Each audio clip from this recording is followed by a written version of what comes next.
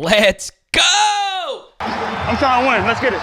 The best offensive non-QB in this game is Saquon Barkley, and the Kansas City Chiefs has been one of the best rush defense teams in the NFL, right? Well, at the end, I'm going to share one crazy stat that I think a lot of you will find very interesting. And we've already done Eagles versus Chiefs defense breakdown, but we're going to focus a little bit more on the strengths and weaknesses of number 26. As you can see, James Cook had himself a day versus Kansas City. All right, so let's fast forward to later in the game. Bills are down by 5 midway through the third quarter. So I highly recommend not running in the direction of Chris Jones unless you get exotic. So you can see the Bills have brought in an extra offensive lineman. They also get weird right here by widening this split from the guard to the tackle. You also have a fullback H-back type with only one receiver basically on the field. So watch what they do. You would think that the Bills are actually running this to the left, obviously with the exotic split. But take a look at what they do. They actually trap it here to the right. So they pull this extra offensive lineman here to the right. And look at what this does, okay?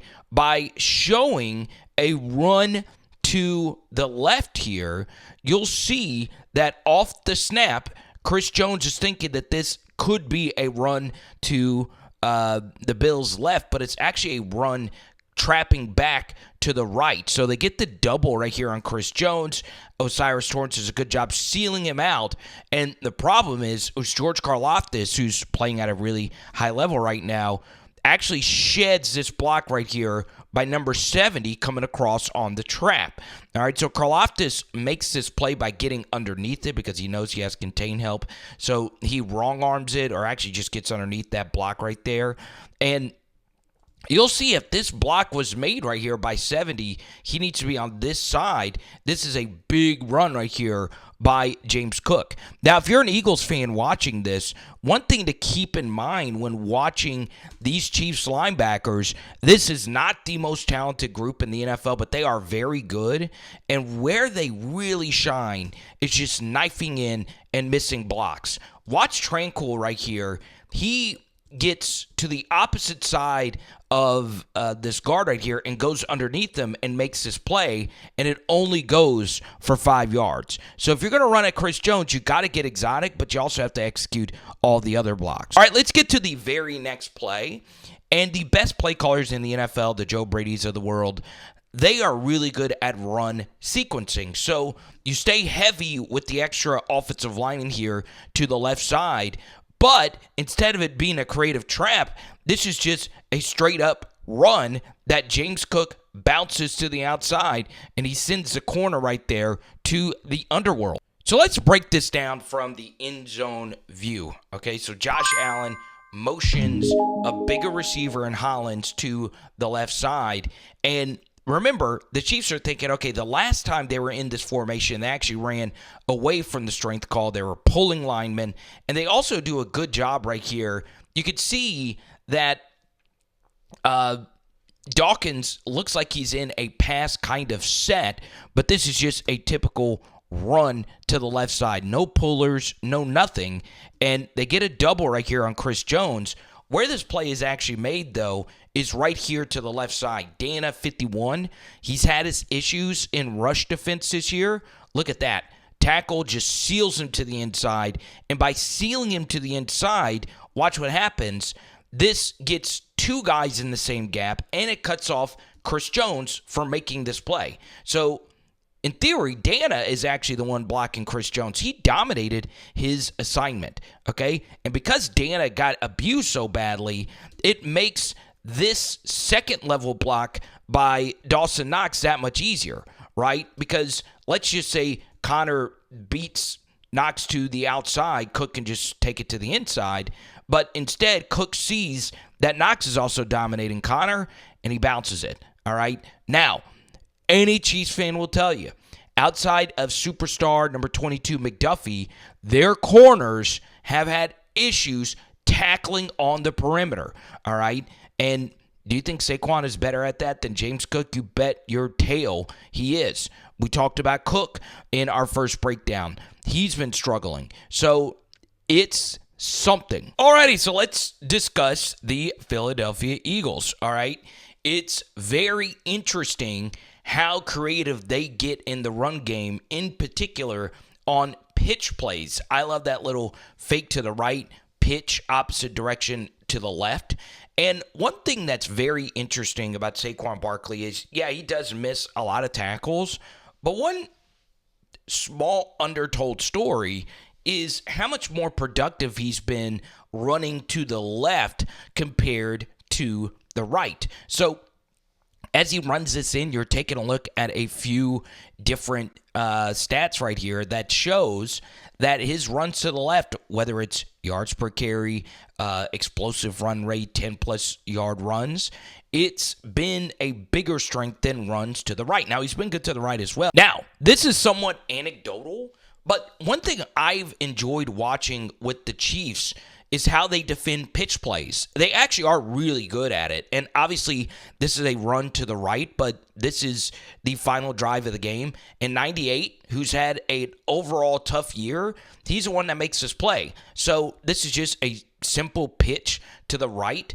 Osiris Torrance leaves a 98 for the center on the reach block right here. It's really difficult for the center to make this play. And Wharton, I believe his name is, 98, is able to get through there. And he's someone that you can attack on basic runs, but on pitches, the Chiefs have actually been a lot of fun to watch. So this is a little grainy, as you can see, but take a look. This is Bijan Robinson, one of the better running backs in the NFL, someone we could put on the somewhat same level as Saquon Barkley.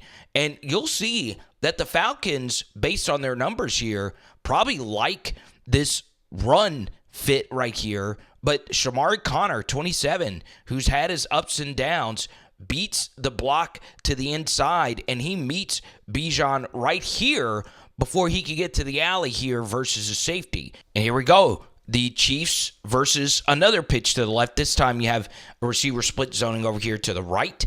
And watch what happens. It's Shamari Connor again taking on this block, holding this contain. Nick Bolton, who we know is a really good player, they do a good job of just squeezing everything in. Now, could Saquon have felt this out and, cut back here? Sure.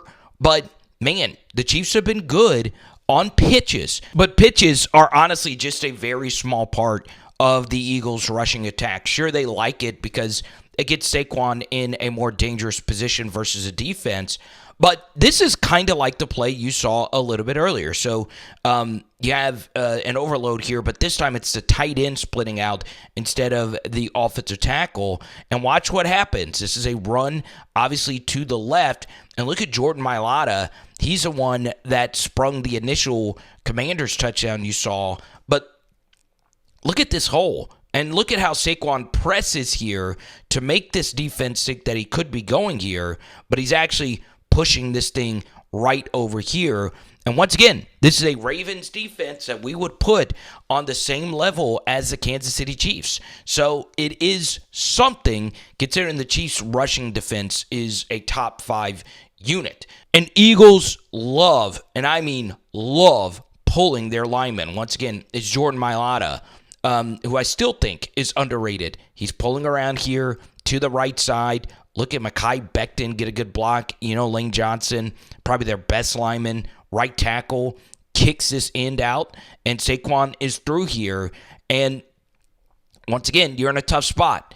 DBs in man coverage, obviously, they don't want none of this life. And, man, that is ridiculous. Ardarius Washington is a very talented safety. Can't run down Saquon. I won't say who that is because he's one of my favorite players. And you get some good blocking down the field. And then you can't underestimate Saquon in the passing game, right? First game versus the Philadelphia Eagles. They ran a wheel for a touchdown, and it was a thing of beauty. Then, of course, you have your basic screens.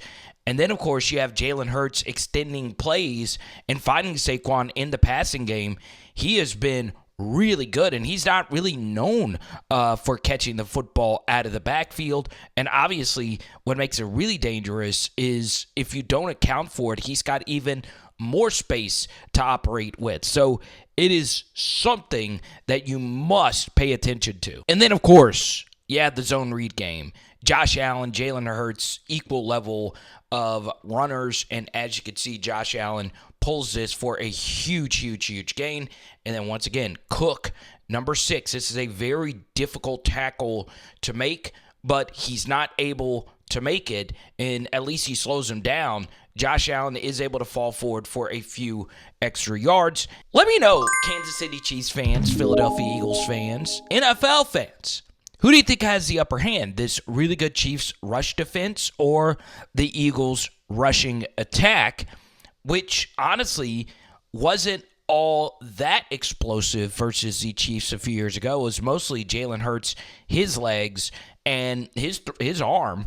But now you have Saquon Barkley. So quick stat at the end, the Eagles have rushed for 113 yards in every game outside of one, and that was a blowout versus the Giants. Whereas while this Chiefs defense has been very good, they've only given up 200 yards one time on the ground. They have been a little bit more how do you say that word? A little bit more porous, let's use that one, against the run towards the end of the season, as you can see here. It's just a little note. Obviously, the teams get better, but it's just something, right? So just keep that in mind as we move a little bit closer to the big game. Let me know down below, comment, who do you think's going to win? And bang, bang, here's some other Super Bowl videos for you to check out. And if you're in NOLA, hit me up. Let's connect. It is Power Hour NFL. Boom! And tonight, we're doing chicken.